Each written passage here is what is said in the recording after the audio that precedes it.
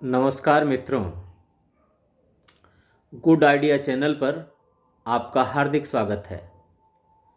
आज की वीडियो में हम इस बात पर चर्चा करने वाले हैं कि शक्ति स्वयं ही साधक को साधना के लिए जगा दिया करती थी।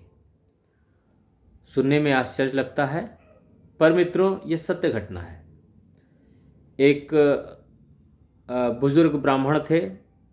अब उन्होंने अपने गृहस्थ जीवन को जीते हुए उम्र का 80 वर्ष पार कर लिया था। 80 वर्ष के उम्र में आकर उनको आत्मज्ञान हुआ, उनको आत्मबोध हुआ और उन्हें लगा कि जीवन तो व्यर्थ बीता जा रहा है। मरने के इस अंतिम पड़ाव में क्यों न कुछ भक्ति कर ली जाए, कुछ साधना कर लिया जाए।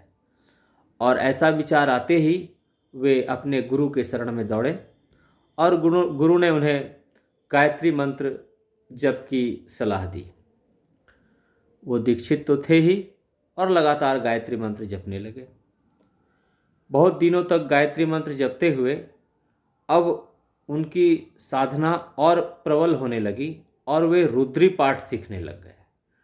कठिन संस्कृत, अधिक उम्र, लेकिन एक जुनून उन पर हावी हो गया और वे रुद्री पाठ सीखने लगे, करने लगे।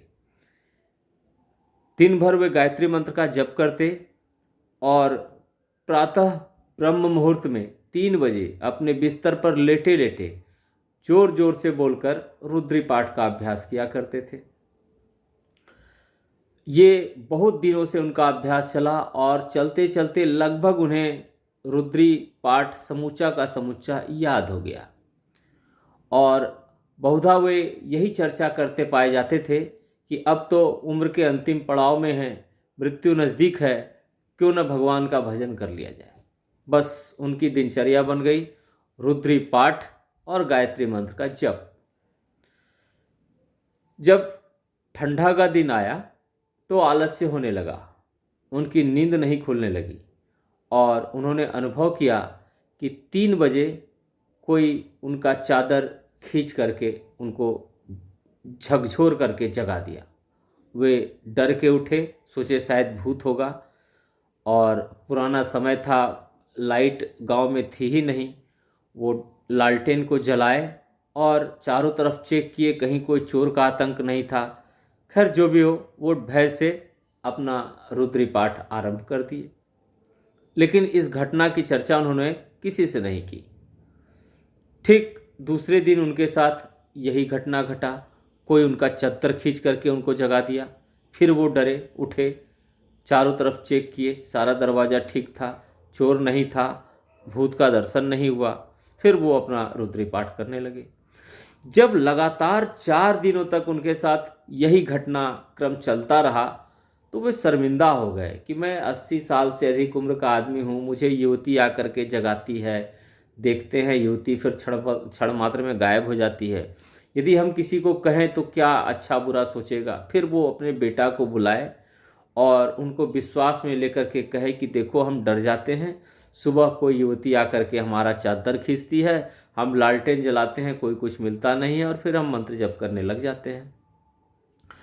तो पहले तो उनके बेटा ने उनके इस बात को ध्यान नहीं दिया, लेकिन जब बहुत बार उन्होंने कहा तो उनका बेटा उनके साथ ही, मतलब कि उनके बगल में दूसरे चारपाई पर सोया।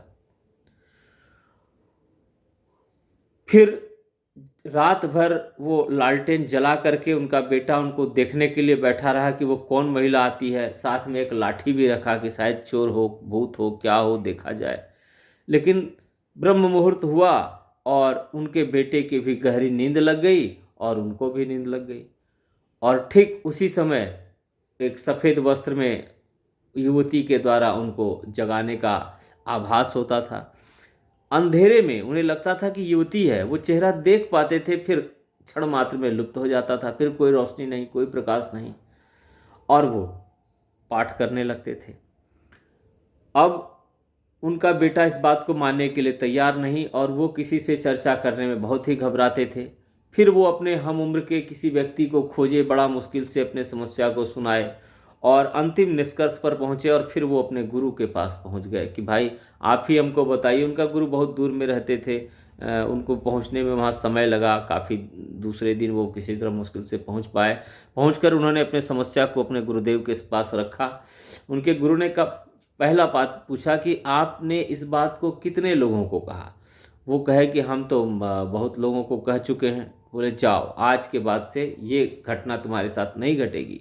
तुम्हारा सौभाग्य था, वो माता गायत्री साक्षात तुम्हारे पास आती थी और तुमको साधना करने के लिए जगाती थी।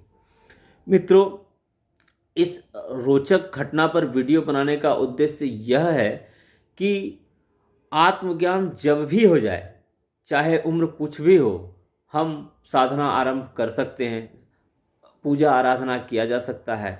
और दूसरी बात कि शक्ति होती है, वो शक्ति होती है जो अपने साधक पर कृपा करती है और शिथिल होने नहीं देती है। यदि भक्त शरणागत है और शक्ति ने उसके शरणागत को स्वीकार कर लिया है, तो उसके शरण में आए हुए भक्तों की साधना को शिथिल होने देना नहीं चाहती। और इतना ही नहीं, तरह तरह का उपाय रचती है। कभी भय दिखाकर, कभी कुछ माया जाल ऐसा रचती है, मैया जी तेरी माया समझ ना पाए, ऐसा ऐसा रचना करती है। कभी भय दिखाकर, कभी तरह तरह से परीक्षा लेकर ऐसा उपाय करती है कि साधक की साधना शिथिल नहीं हो। धन्यवाद मित्रों, नमस्कार।